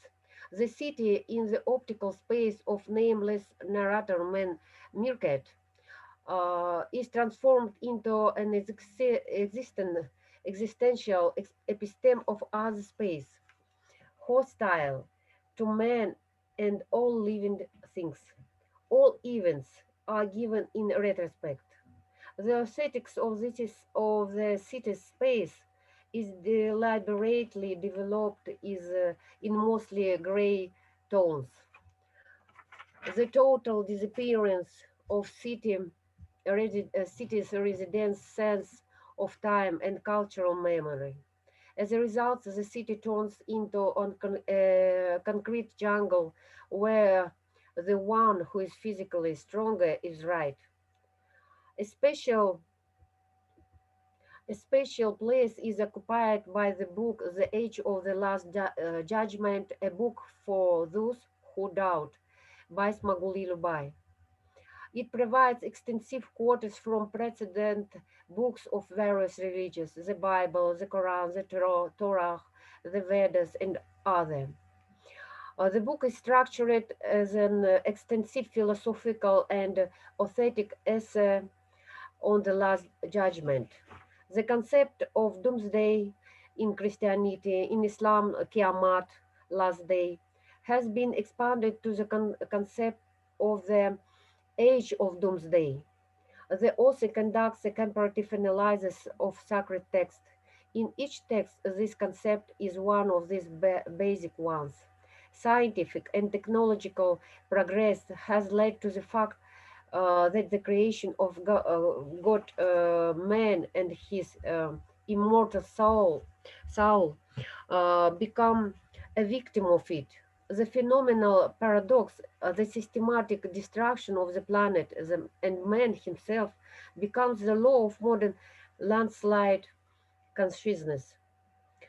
The author writes, godless science lets man to desist. He introduces the ethnocultural idiom, doomed to death runs to the grave. The book examines the well-known thesis about the death of God, and hence the arrogance of materialistic science. The author calls this arrogance a disease leading humanity to the last day. But the book ends with the basic concept of all religious texts. Love will save the world. Love is God. Conclusions. In modern Kazakh prose, the eschatological myth and its ethnocultural version, Akhir Zaman, is one of its most popular motifs. The time of rapid change, globalization at all levels, increased information flows lead to the loss of a sense of historical memory, according to Perry Anderson. In the reviewed novels, the motif of the end of the world is associated with the loss of a sense of historical responsibility and moral guidelines. In other words, eschatological issues are transferred to the moral and ethical plane, but without boring didactics. Science fiction, embedded in the novel's narrative space through many recognizable details of nuclear, thermonuclear, ecological disaster, significantly transforms the classical myth. At the same time, the versatility of the end of the world is reflected in possible projection onto the Renaissance, the change of house to harmony, as shown in the novel Dreams of the Damned by Aslan Jakselikov. Another aspect of the problem of artistic realization of the eschatological myth is connected with the problem of the inevitability of fate. The fate for each hero is predetermined by the very logic of the plot development. Eschatological problems actualize the well-known motif uh, devilry, deeply studied by the great Russian writer Fyodor Dostoevsky, using local original material. In this respect, this motif is realized in the fantastic realities of modern life, where science leads to the end of the world and not to its progress, as discussed in detail and shown in the book The Last Duty by Abdijamil Nurpiisov. And yet, in each of the books, there is a clear intention for positive changes in today's catastrophic reality. This is an awareness by man and humanity of the need for the radical change in the paradigm of thinking from a narrow, regional, consumer attitude to nature, the laws of natural science, physics, to a broader sense of planetary responsibility, preservation of the national code tradition in the broadest sense. Otherwise, the hypothetical idea of an impending global catastrophe, artistic metaphors will become a tangible reality of this modern world. In conclusion, I would like to present our new books, Idea-Sphere of Kazakhstani Culture Code, Literature and Mass Media, and Actual Myth Poetics.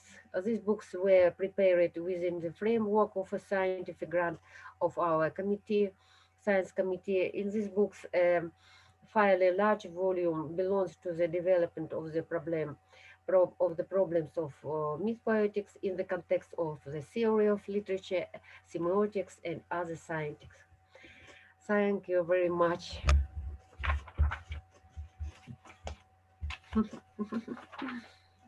Thank you very much, Saule Altibayeva, for this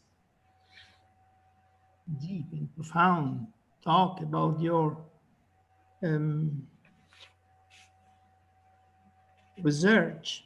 I would like to stress the relationship between Professor Zupanchik's talk and Professor Altibayeva's one. Wender's film helped us to uncover what a world deprived from images would be. And whereas you, through novels as Dublay's The Age of Last Judgment, dear Saule, help us to figure out what the end of the world would be like if we do not preserve our own identity. Thank you very much for this. Thank you. It was an illuminating. Thank you very much. Thank you. Thank you. Let's see how life, the universe works in the best way possible, because yes, her place was in this session. I'm so glad. Thank you very much. Yes, Saule, Metka is telling you she has, oh, you can say it. Yeah, that, Metka. you know, we are both talking of the end of the world and about this ethical solutions or necessity to really change our attitude and see where we're going. And you know, the whole notion of extinction is there if we don't act. And so there's hope, hopefully. Oh, yes. If we undergo the transformation. Saule, can you read the chat? Yes. Okay. There is something from Christina. Christina, dear Christina writes, I am interested in the mythical animal symbolism used in this novel. Yes. Is there a specific significance for the grey bull or the meerkat in Kazakh mythology? Oh, yes. Thank you very much for this interesting question. These mythological images include involving in the novel are the author's mythologies, only authors.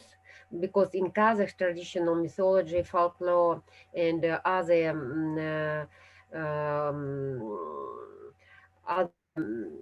conventional forms, these mythological images absent. Yes.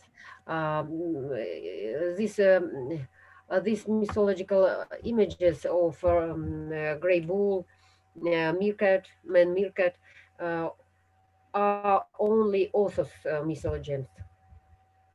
Okay, Authors. thank you. Thank you. Well, I think we can have to move on.